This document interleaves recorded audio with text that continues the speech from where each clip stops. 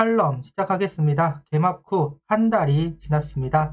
과연 한 달 동안 무슨 일이 있었는지 알아보도록 하죠. 일단 영상 순서는 수비 시프트를 이야기하고 두 번째는 한 달 성적, 세 번째는 투수, 타자 성적, 네 번째는 이번 주 전망을 해보겠습니다. 수비 시프트 이야기를 하겠습니다. 한 달 동안 하나에게 가장 큰 화두는 수비 시프트라고 생각합니다. 대성공이죠. 수베로 감독이 원하는 모습은 재현되었다고 생각합니다. 완전히 다른 수비를 하고 있고 하나 선수들이 정말 잘 수행하고 있는 모습. 이 시즌 초에는 투수들도 수비 시프트를 좀 믿지 못하는 경향이 있었는데 지금은 성공률이 높다 보니까 점점점 안정화되는 분위기입니다. 투수들도 타자들도 이 극단적인 시프트에 적응하고 있다. 이렇게 볼 수 있겠네요. 수비 시프트의 장점을 비롯한 여러 이야기는 영상이 따로 있어서 찾아보시면 될 것 같고요. 오늘 이야기하고 싶은 거는 많은 분들이 극단적인 수비 시프트를 할 때 번트를 대면 괜찮지 않느냐라고 하십니다. 그리고 자존심 때문에 번트를 대지 않는다.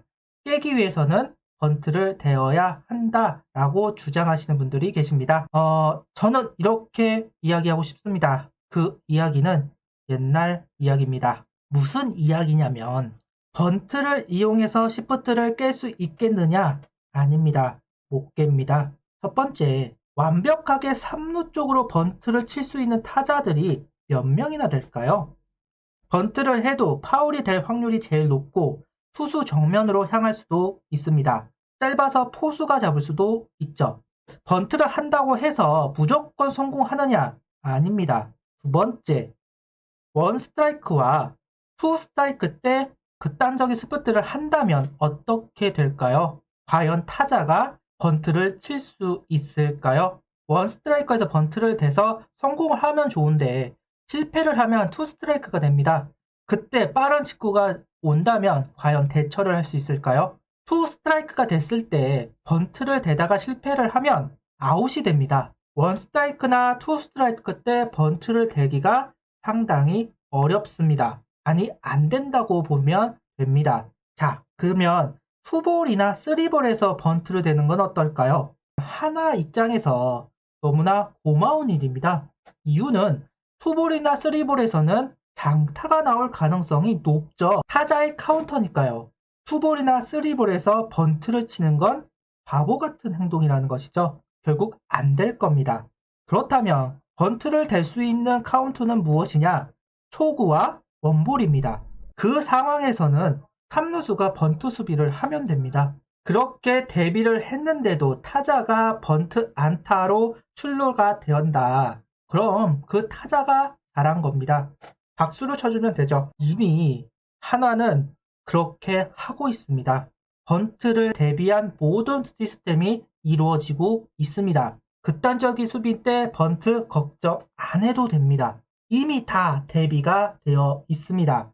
다만 걱정이 되는 부분은 있는데요. 바로 주자가 있는 상황에서 시프트를 거는 것은 조금은 생각을 해봐야 하는 부분은 맞습니다. 결국 선택입니다.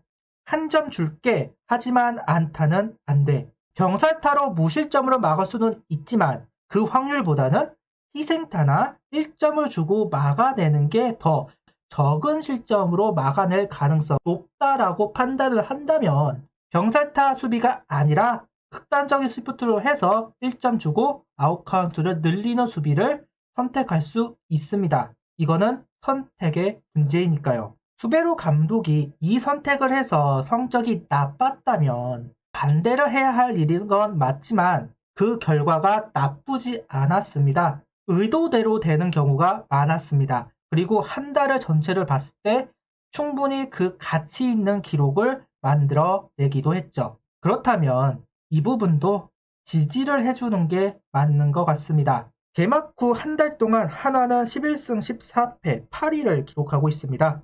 진짜 선방했습니다. 박수를 보내고 싶습니다. 처음 이번 시즌을 분석을 하면서 4월 달에 5위랑 마이너스 3게임 차, 마이너스 5게임 차만 되면 좋겠다. 4월은 분명히 한화가 가장 약한 달일 것이다 라고 봤습니다. 그 이상으로 벌어진다면 경쟁에서 밀릴 것이고 리빌딩의 효과는 반감된다고 생각을 했죠. 끝까지 경쟁을 해야지만 선수들이 압박을 받고 경기를 합니다. 그리고 그 상황을 이겨내야지만 주전이 되는 것이죠. 업다운이 심한 경기력을 보여주고 있는데 이것 어느 정도 예견된 일이긴 합니다. 어리고 경험이 적은 선수들이 S급 선수들, A급 선수들을 얼마나 많이 상대를 해봤겠습니까? 만나면 고전을 할 수밖에 없는 것은 사실입니다. 그래서 베테랑들이 그 부분을 커버해주길 바랬지만 베테랑들의 페이스는 올라오고 있지 않았죠. 그래서 완전히 경쟁에서 밀릴 수도 있겠다 개인적으로 걱정을 많이 했던 거고요. 하위권에 처져 있기는 하지만 저는 상당히 만족스러운 4월을 보냈다 이렇게 평가하고 싶습니다. 일단 타격은 여전히 9위, 타율은 6위로 상승했습니다. 장타율은 9위, 출루율은 6위. 2주 전인가 출루율이 10위였던 걸로 기억을 하는데 정말 많이 상승했네요. 안타는 9위, 볼넷은 5위, 타점 5위입니다. 삼진은 여전히 1위이고요. 도루는 정말 많이 늘었네요. 롯데전 영향인지는 모르겠지만 타격 지표에서 상승세를 타고 있는 부분은 확실해 보입니다. 투수 쪽은 7위로 상승했습니다. 피안타는 여전히 우리가 가장 적습니다. LG와 더불어서 200안타를 내주지 않은 팀이죠. 볼넷은 2위 한 단계 내려갔는데 잘 보시면 SSG와 롯데 키움이 바짝 추격하고 있습니다. 피홈런은 다른 팀에 비해 크게 차이 나고 있지 않고 카펜터 김민우의 이번 주는 킹엄 선수까지 안정감을 보이다 보니까 전체적인 성적은 올라가는 모습입니다. 수비 지표는 정말 고무적입니다. 4위를 기록하고 있습니다. 이렇게 수비력이 높게 형성되는 게 얼마만인지 모르겠습니다. 왠지 김희식 감독님 때까지 올라가야 하지 않을까. 수비력의 상승은 정말로 박수를 보내고 싶고 그 중심에 하주석 선수를 특히나 칭찬하고 싶네요. 이번 주 삼성과 LG를 만나게 됩니다. 다행히 삼성은 대전에서 만나게 되는데요. 롯데전 수입한 하나와 LG를 수입한 삼성이 만나게 되었습니다. 삼성전은 화요일 국대 예비선수 백신 때문에 경기가 취소되었죠. 이건 하나로서는 행운이라고 볼 수 있을 것 같습니다. 이유는 화요일 경기가 장시환 선수가 예정되어 있었습니다. 아무래도 장시환 선수가 아직은 제 페이스를 찾지 못하고 있기 때문에 화요일 경기가 취소된 것은 하나에게는 축복이라 볼 수 있겠죠. 수요일 카펜터 선수가 출격합니다. 목요일은 김희한 선수 또는 장시환 선수가 나설 것으로 보이는데요. 아니면 두 선수를 묶어서 탠덤으로 쓸 수도 있어 보입니다. 수요일 경기는 꼭 승리를 해야 하는데요.